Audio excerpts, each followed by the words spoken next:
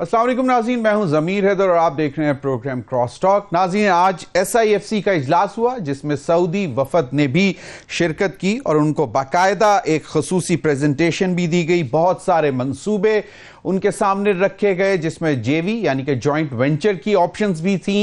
Agriculture sector एक बहुत बड़ा सेक्टर जिसको उनको एक्सप्लोर करने को कहा गया, जिसमें उन्होंने इंटरेस्ट भी शो किया है। फिर mining, mineral development, tourism, hotel industry और बहुत सारे जो हैं, जिस पे बाद में इसहाक डार साहब ने यह भी बताया कि एक बहुत बड़ा इन्वेस्टमेंट का मेन्यू जो है सऊदी वफद के सामने रखा गया था।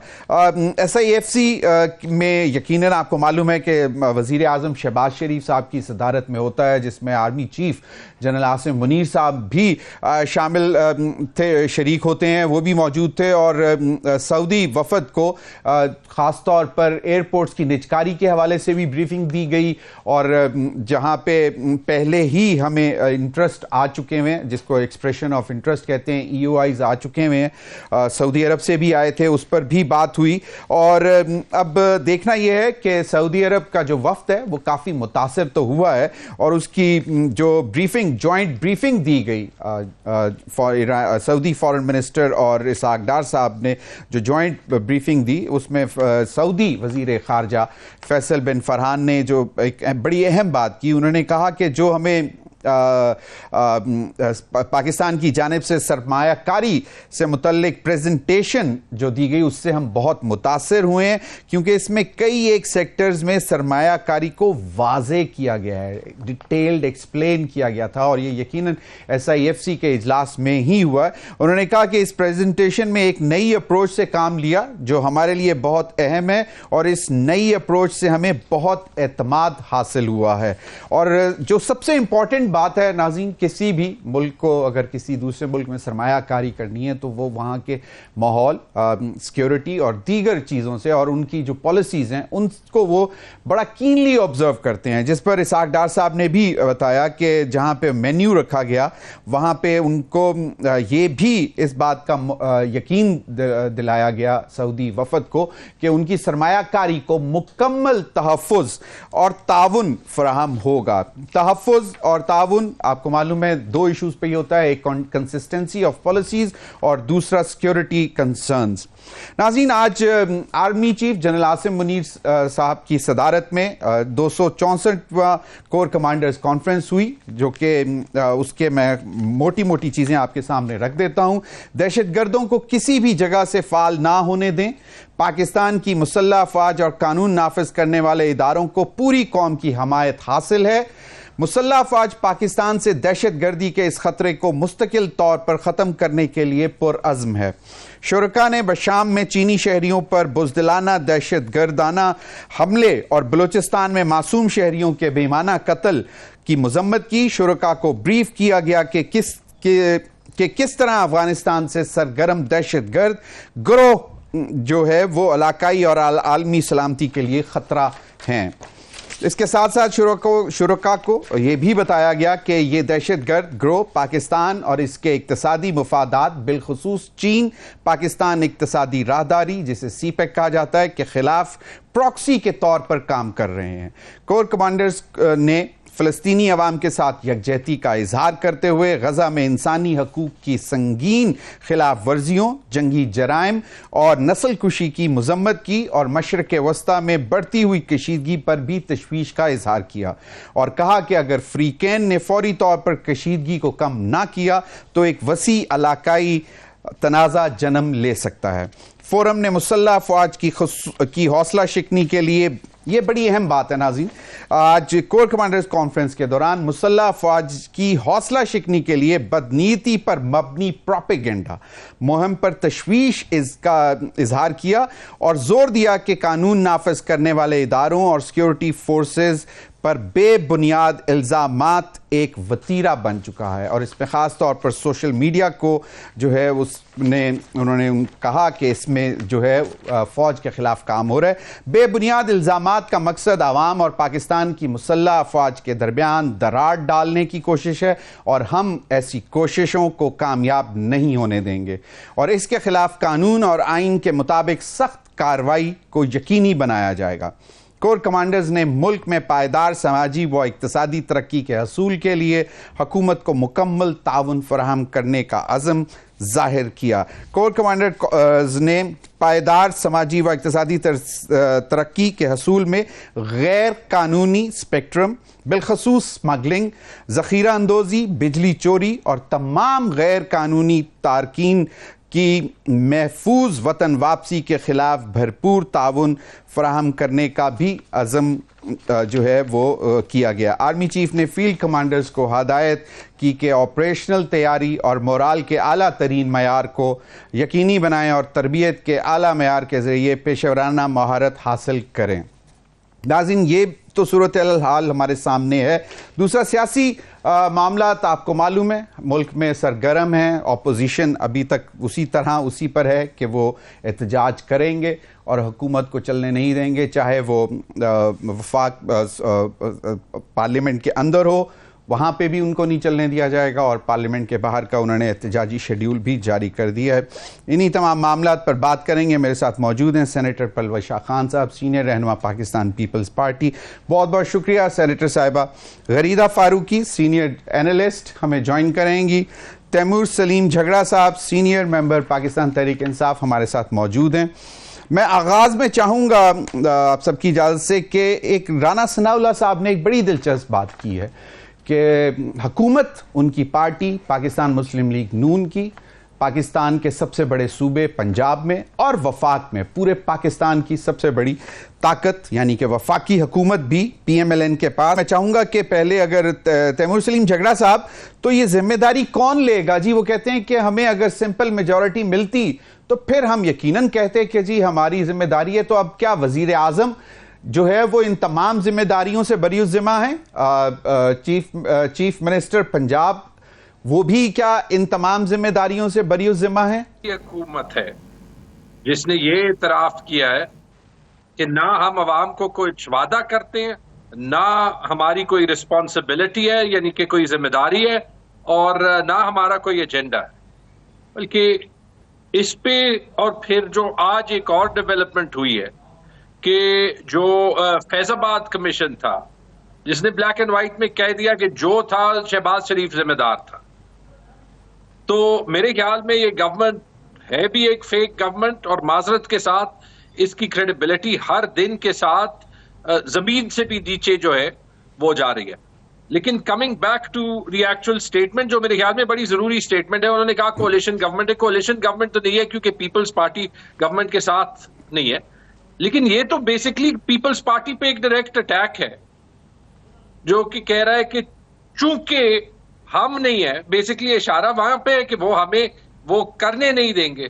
तो मेरे ख्याल में ये जो वजाहत बनती है, आपके पास पलवशा साहिबा है, तो वो बता दें कि वो ये राना सनाउल्लाह के स्टेटमेंट के बारे में क्या कहती है। मेरे हिसाब से तो पीपल्स पार्टी ने तो उनको सपोर्ट किया है, उनको कैबिनेट खुद से बनाने दी है।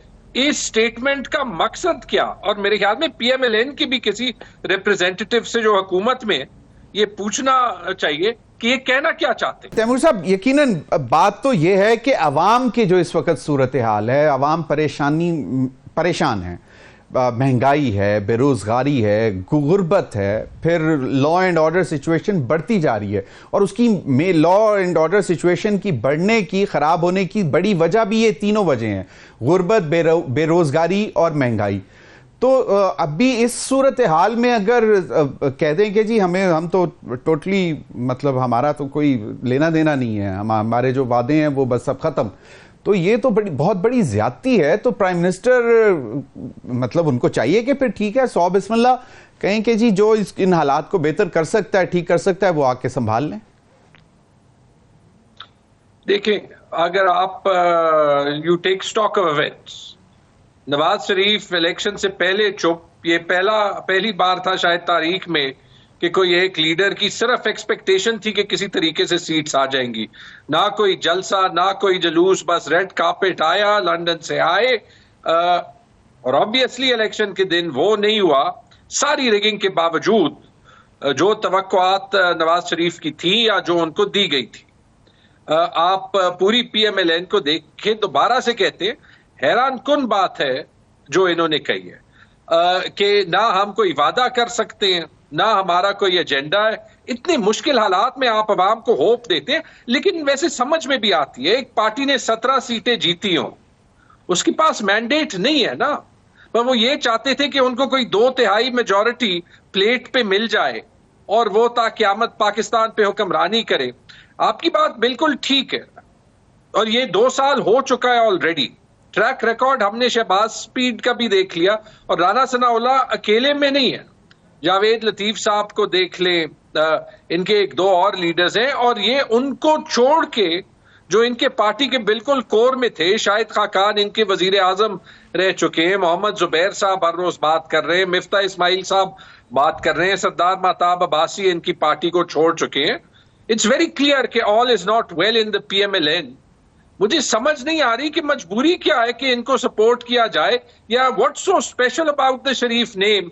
1981 से तो ये पाकिस्तान पे वन वे और द अदर हुक्मरानी कर रहे हैं, क्या इन्होंने जो है वो हासिल किया?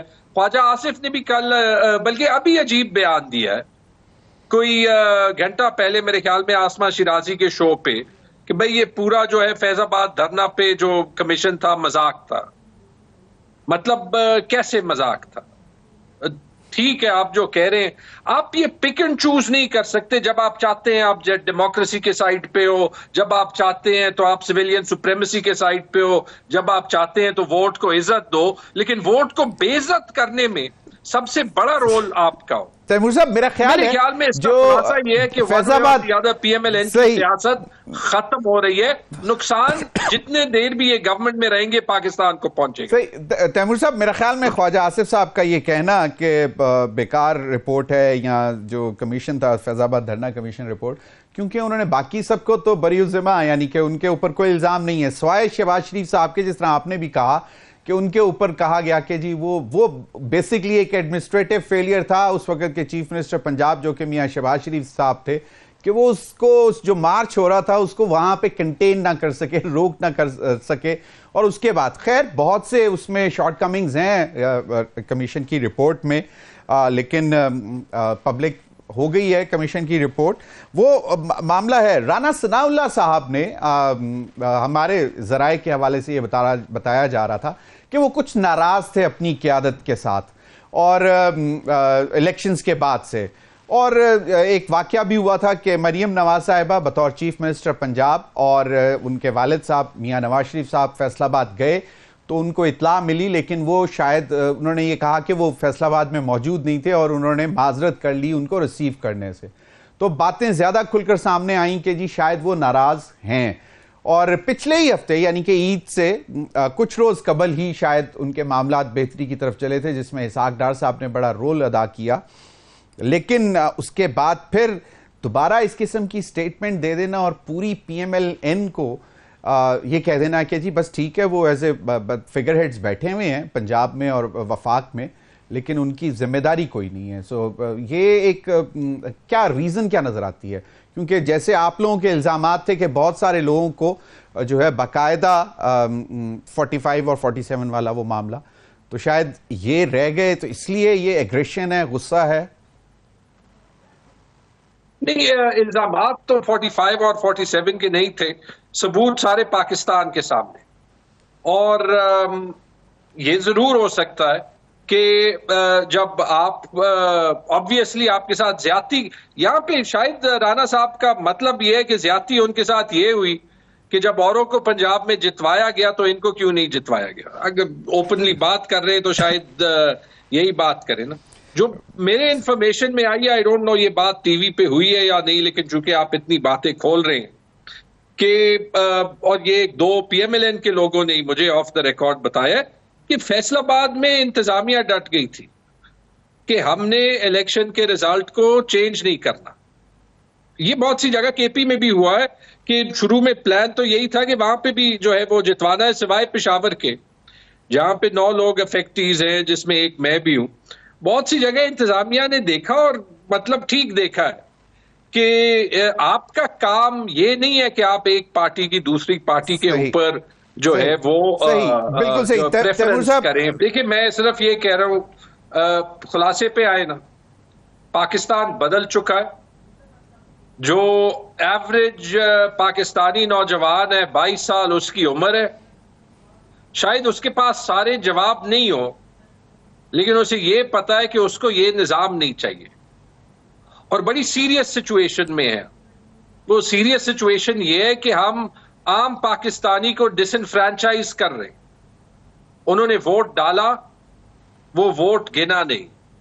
आज एक बेयकीनी की सूरत हाल है। आपको पता है कि इलेक्शन के बाद हमेशा एक हनीमून पीरियड होता है, एक ऑप्टिमिज्म की फिजा होती है। exactly. आज आपको वो ऑप्टिमिज्म की फिजा कहीं भी नहीं नजर आएगी। नहीं, लेकिन चले कहीं ना कहीं मकबूल लीडर जेल में। सही तैमूर, लेकिन तैमूर शगड़ा साहब, लेकिन कहीं ना कहीं कोई ना कुछ ऑप्टिमिज्म, मतलब सिल्वर लाइनिंग जो जिसको आप कहते हैं, वो ये है कि शायद अब जिस तरह सऊदी वफद आया है, उन्होंने इंटरेस्ट शो किया इन्वेस्टमेंट के लिए। IMF के साथ प्रोग्राम कंप्लीट होने जा रहा है, जो स्टैंड बाय अरेंजमेंट था, अगले प्रोग्राम की बातें हो रही हैं।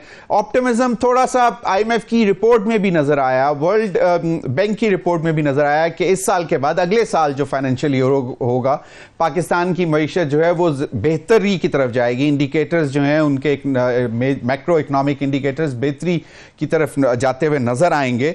वो चीजें भी तो हैं, तो वो एक ऑप्टिमिज्म भी है। लेकिन इसके साथ साथ हम देख रहे हैं लाहौर हाई कोर्ट ने जो आज दिया गुजरांवाला की एक सीट जो है NA81 प्रोबेबली, वो उसमें जो है दोबारा PTI के जो कैंडिडेट थे, बैक कैंडिडेट आजाद जो है, उनको उन्होंने फातेह करार दिया।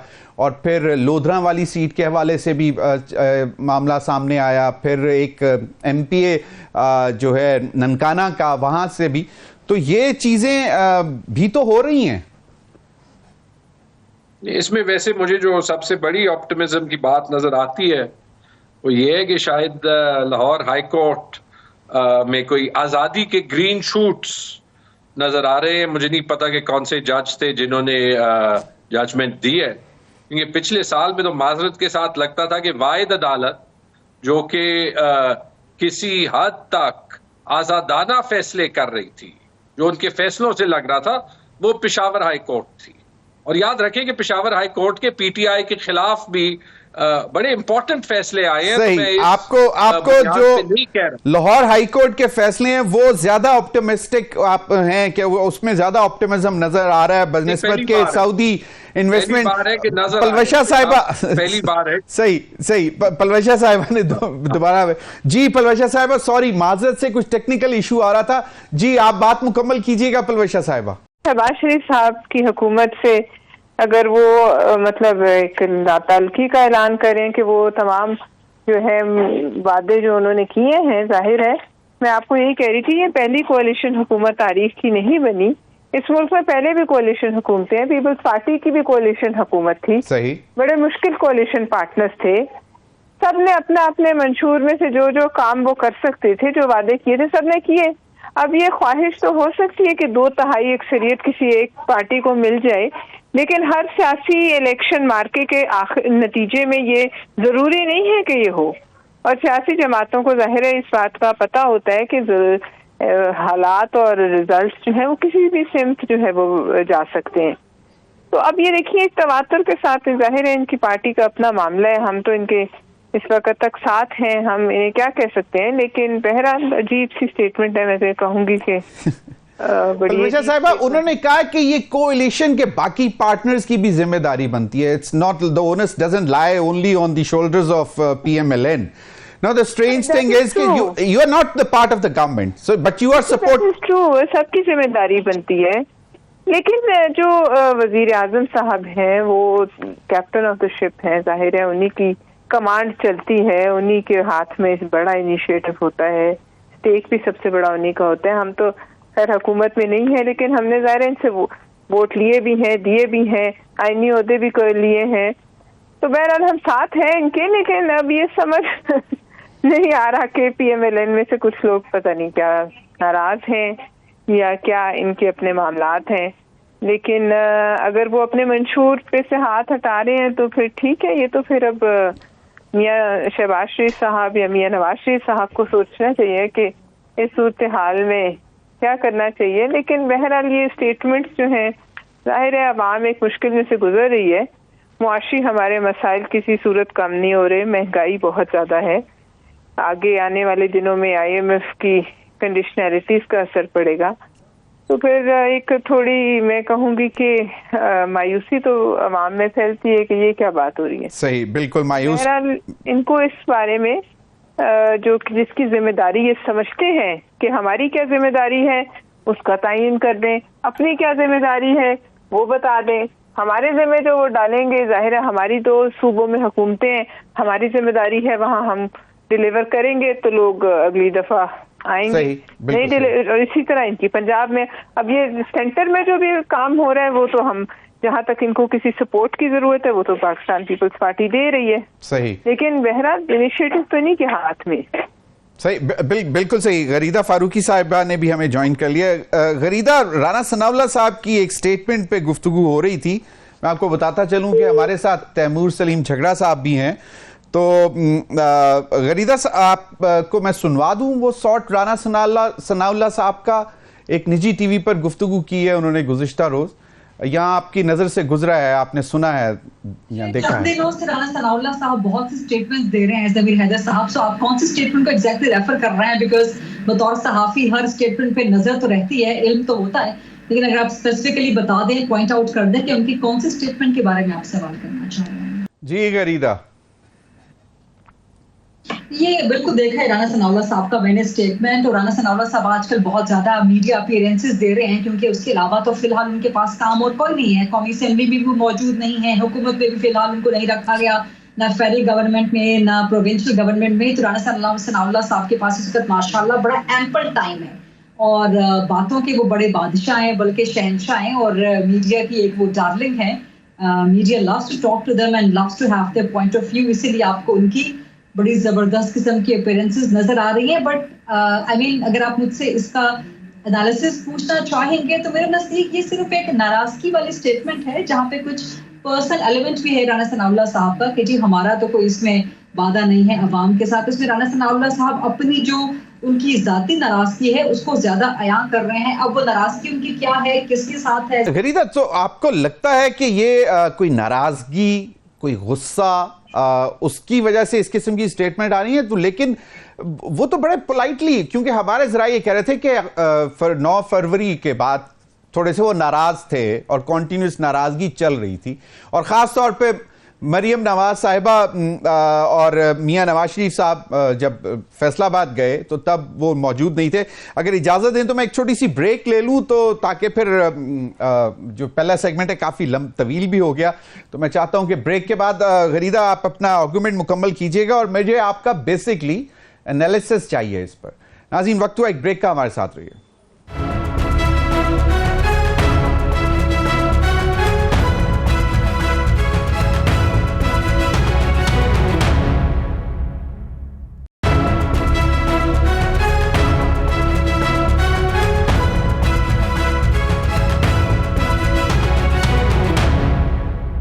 जी वेलकम बैक नाज़रीन। तैमूर सलीम झगड़ा और गरीदा फारूकी साहिबा हमारे साथ मौजूद हैं। गरीदा, मैंने इसलिए आपको कहा एनालिसिस देने के लिए क्योंकि इतलात ये थी कि 9 फरवरी के बाद शायद राना सनाउल्लाह साहब नाराज थे और ईद से चंद रोज कबल जो है बाकायदा मामला बेहतर हुए, और उसकी रीजन जो नजर आई वो ये थी कि वो फैसलाबाद में जब ऑनरेबल चीफ मिनिस्टर साहिबा और उनके वालिद मियां नवाज शरीफ साहब जब फैसलाबाद गए किसी की अयादत के लिए या अफसोस के लिए, अब मुझे एग्जैक्टली याद नहीं है, तो वो वहां पे उनको बाकायदा कॉल किया गया, लेकिन वो उन्होंने माजरत कर ली। रीजन ये दी, उन्होंने कहा कि वो फैसलाबाद में नहीं है।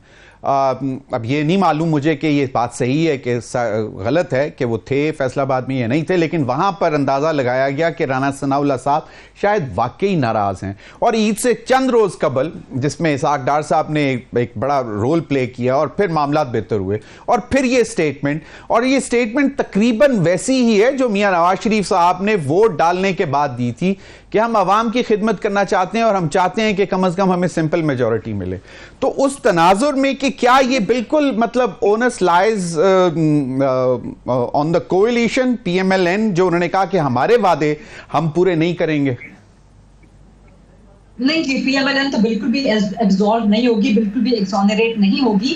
जिस तरह से एक्सोनरेट करने की कोशिश, बल्कि कोशिश क्या बिल्कुल एक्सोनरेट कर दिया पीएमएलएन ने फैजाबाद धरना कमीशन में जनरल फैज को, और नून लीग का अपना बयानिया जो है वो पिट गया और बिल्कुल नून लीग का ये वाला बयानिया भी नाकाम हो गया। तो उसी तरह से राना सनाउल्लाह की स्टेटमेंट कम से कम एग्जॉनरेट नहीं करती, एब्सॉल्व नहीं करती और ना ही करेगी। ओनर सारे का सारा मुस्लिम लीग नून के ऊपर है, ये कोalition गवर्नमेंट नहीं है। पीपल्स पार्टी ने इसका हिस्सा बनने से इनकार कर दिया। पीपल्स पार्टी की एक moral parliamentary support, political support आपको हासिल है टू द एक्सटेंट के पीपल्स पार्टी कहती है कि जी हम आपकी हुकूमत को गिराने का हिस्सा नहीं बनेंगे, बट मईशत आपको खुद संभालनी है। अभी मरियम नवाज जो 16 रुपए की रोटी करने की कोशिश कर रही हैं, जो कि नहीं इतनी कामयाब हुई, अभी भी एक प्रॉब्लम क्रिएट है पंजाब में।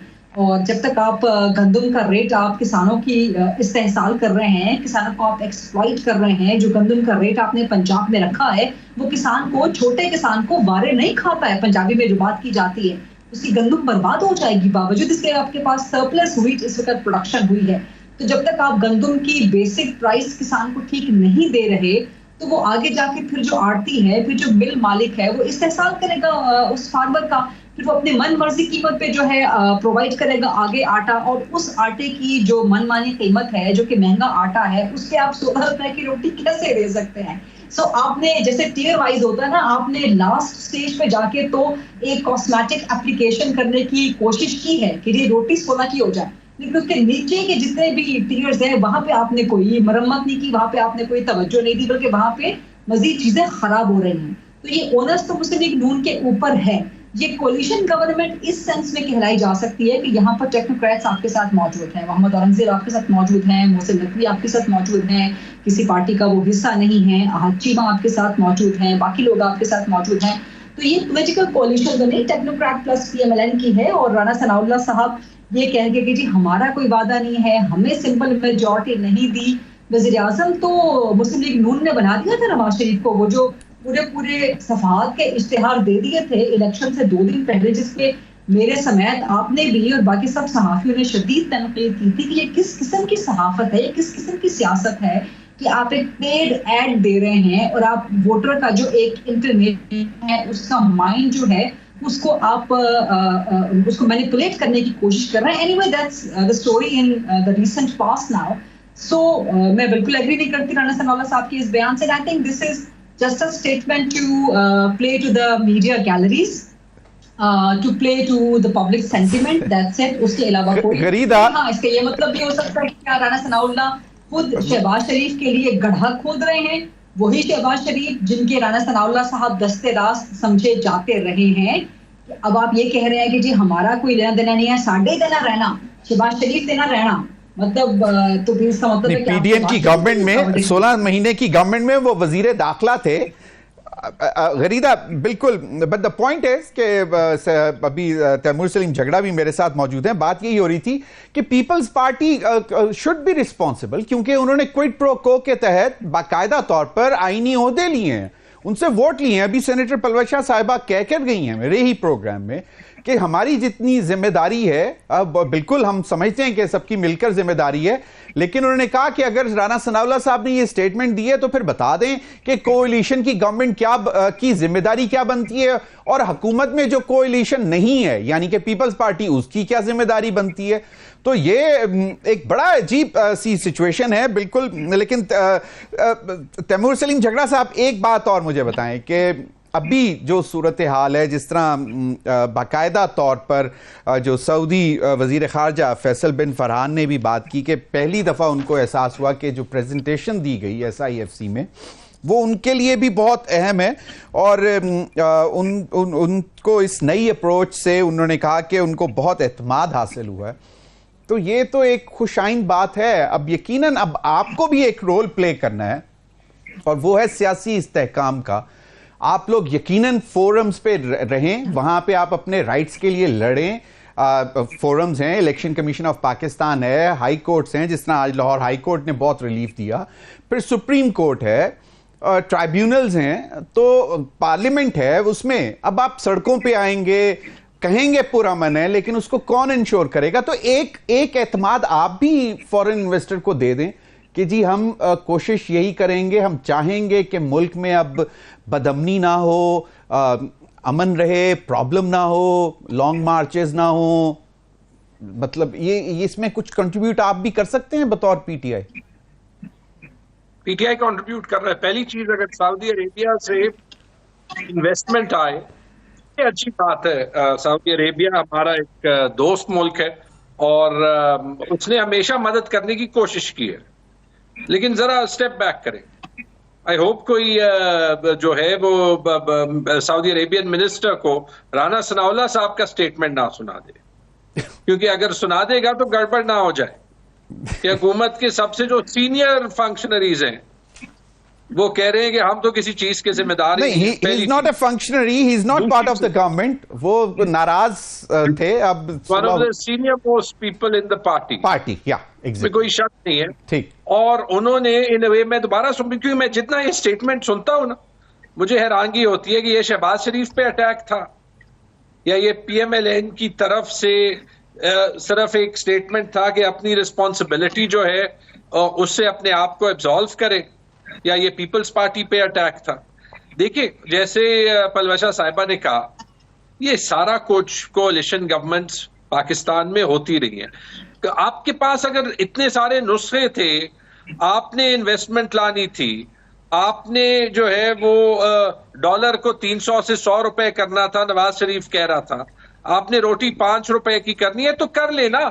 इसमें तो पीपल्स पार्टी आपकी ऑपोजिशन नहीं करेगा। आपने बिजली सस्ती करनी थी, कौन सी चीज कर, चले 2 साल में ना करे जो उन्होंने कहा 2.5 साल में कर दे। आप अपनी रिस्पॉन्सिबिलिटी से कैसे भाग सकते हैं? किसी को यह कहना पड़ेगा। Coming back to the investment, I hope के इन्वेस्टमेंट आए। अदम इस्तेकाम की रिस्पॉन्सिबिलिटी पीटीआई पे नहीं लग सकती। पीटीआई अपना रोल प्ले कर रहा है। पीटीआई पार्लियामेंट में पीटीआई से रिजर्व सीट्स ली गई हैं। पूरा जो साल हुआ है हमारे साथ वो ना भूलें, उसके बावजूद Taimur, my question was कि what would be the contribution of PTI, like क्या वो सियासी इस्तेहकाम लाने में? Part of the political process. हम पार्लियामेंट में हैं, केपी गवर्नमेंट फेडरल गवर्नमेंट से एंगेज कर रही है, ज्यादती हमारे साथ हुई है और सिर्फ 9 फरवरी को नहीं हुई, जनवरी 2022 से हो रही है, अप्रैल 2022 से हो रही है, जनवरी 2023 से हो रही है।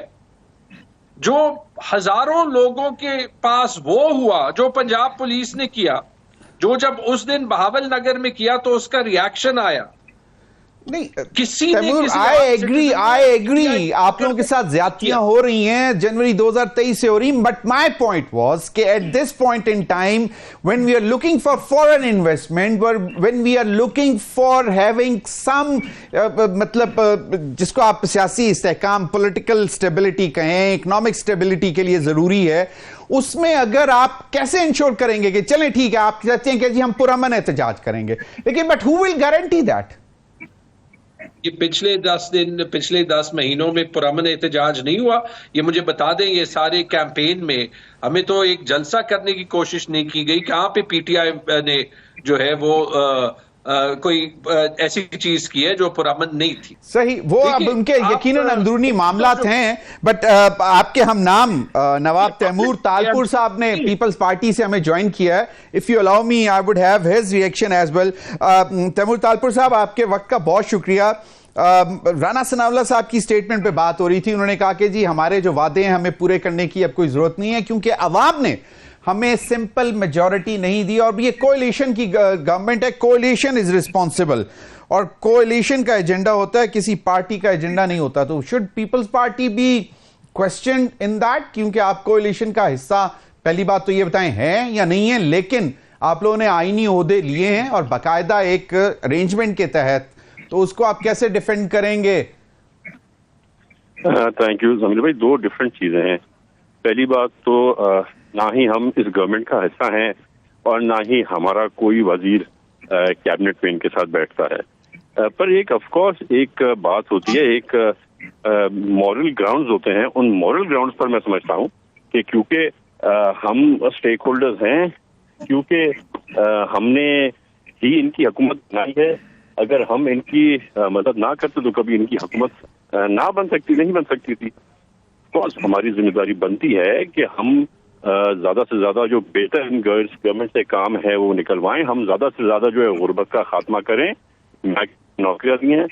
IMF का जिस तरह से लोन आगे चला है, हालांकि बड़ी कोशिश की फिर से एक बार PTI ने कि वो किसी भी तरह इसको खराब कर दे, पर उस चीज में भी हुकूमत कामयाब हो गई है। तो we will own up the responsibility now is on everybody, on all the stakeholders who are there at the moment supporting the government. और मेरे ख्याल से एक अच्छा तरीकेकार भी हमने देखा है, जिस चीज पे हमें एतराज होता है या कोई चीज हमें लगती है कि नॉन कॉन्स्टिट्यूशनल है, उस पे वो भी गवर्नमेंट पे हीड लेती है और उसमें चेंजेस आ रही है। सही। मैं एक छोटी सी ब्रेक ले लूं, उसके बाद मैं चाहूंगा कि मैं गरीदा फारूकी इस पर रिस्पॉन्ड करें कि यकीनन वो रिस्पॉन्सिबिलिटी तो ले रहे हैं। वक्त वो एक ब्रेक का, हमारे साथ रहिए।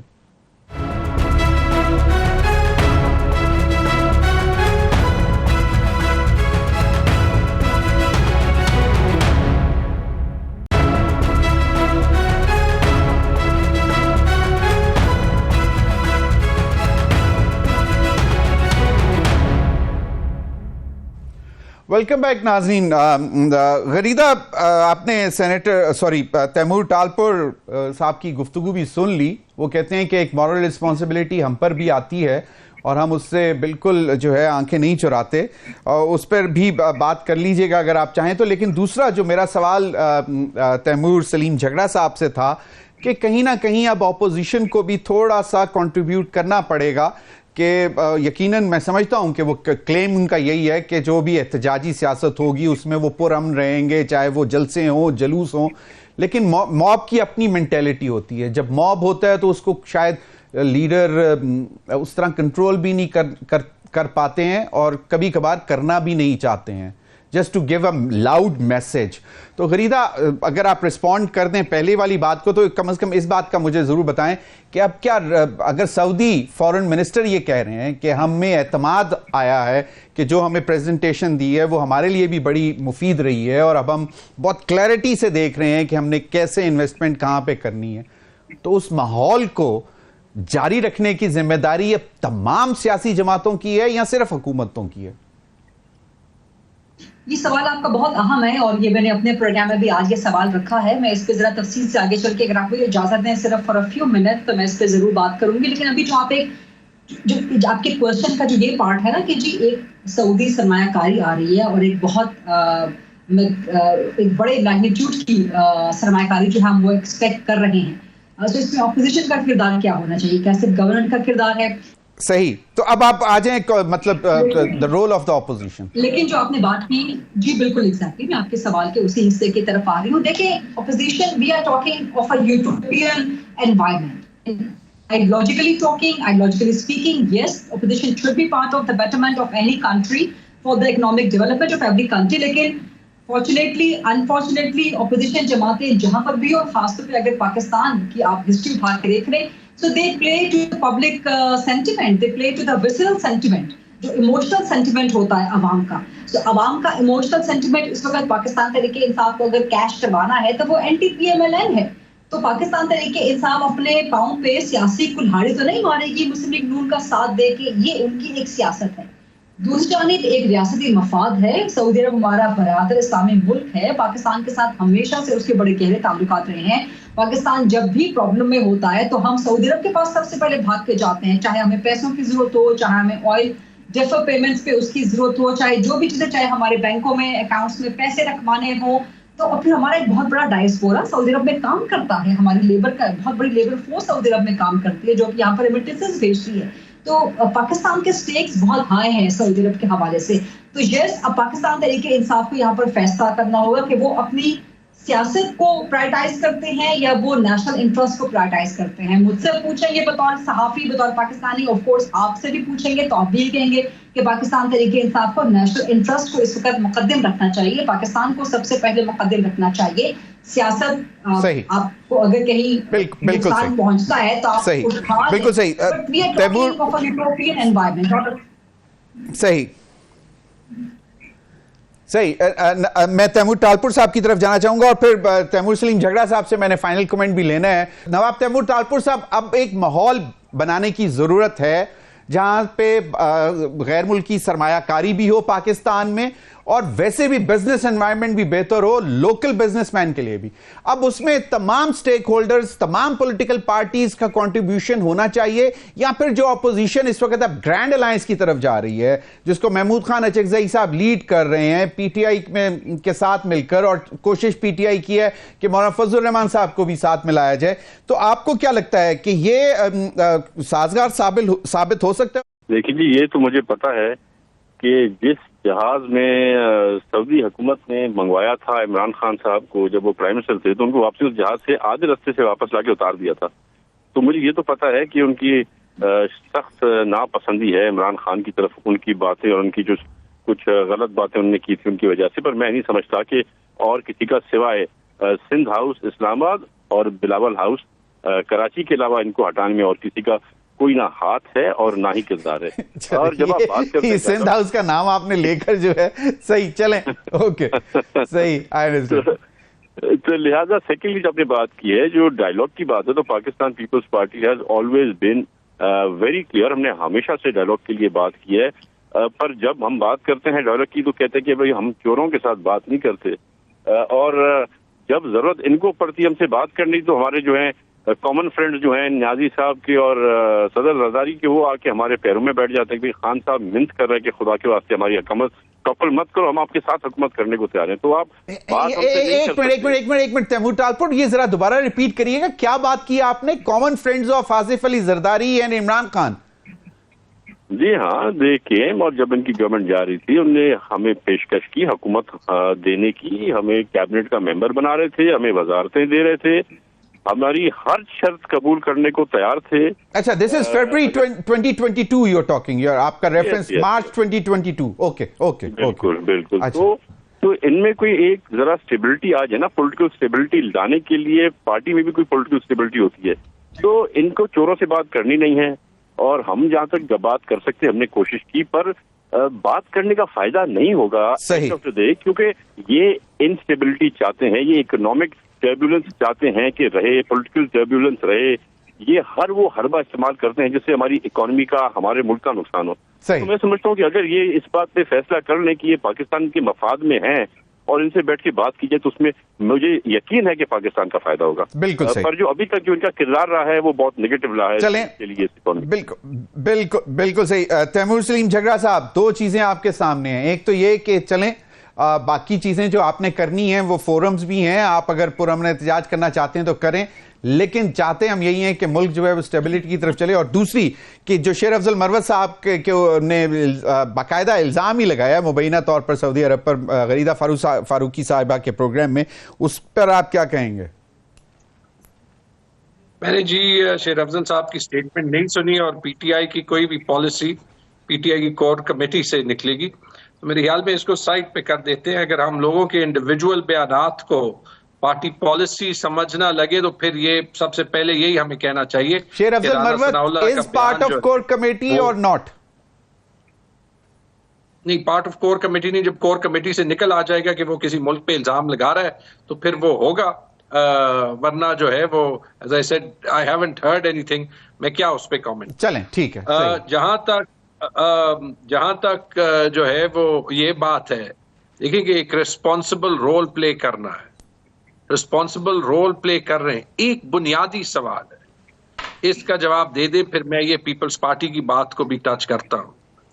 क्या ये एक्सेप्टेबल होना चाहिए अगर हम ठीक कह रहे हैं कि इंतखाबात के रिजल्ट फोर्ज किए जाएं, और आज जो 3 या 4 फैसले लाहौर हाई कोर्ट से आए हैं, तो यही पॉइंट करते हैं कि इलेक्शन कमीशन जबरदस्ती इलेक्शन के बाद भी फैसले चेंज कर रहा था।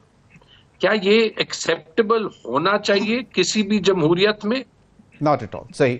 और अगर नहीं होना चाहिए, आई एग्री, तो फिर अगर नहीं होना चाहिए, we have to raise a voice in parliament, out of parliament. क्या यह एक्सेप्टेबल होना चाहिए कि इमरान खान को 31 साल सजा मिल जाए 3 दिन इलेक्शन से पहले? सही सही। बेसिकली डिमीनिंग एवरी जो है वो नॉर्म ऑफ जस्टिस। ओके, अगर नहीं होना चाहिए तो उसके लिए आवाज जो है वो उठानी चाहिए। सही, बिल्कुल सही। गरीदा सही। सही। गरीदा 30 सेकेंड्स शेर अफजल मरवत वाले स्टेटमेंट पे कि वो कह रहे हैं कि इंडिविजुअल स्टेटमेंट हो सकती है जब तक कोर कमेटी की तरफ से बाकायदा स्टेटमेंट ना आए। अच्छा, शहजाद साहब ने मेरे प्रोग्राम में समीर हैदर साहब उन्होंने ये भी कहा कि हम ये स्टेटमेंट चंद दिनों में प्रेस कॉन्फ्रेंस में भी बता देंगे। तो मैंने उनसे कहा कि आपके पास सबूत हैं, आप कौमी असेंबली में लेके जाएंगे ये मामला। उन्होंने कहा कि हम इस पे प्रेस कॉन्फ्रेंस करेंगे, कोर कमेटी ये दोनों बयान लेके सामने आएगी। तो देखते हैं कि पार्टी इस पॉलिसी को लेके आगे चलती है, चलती लेकिन बहुत लेकर आगे चलती है।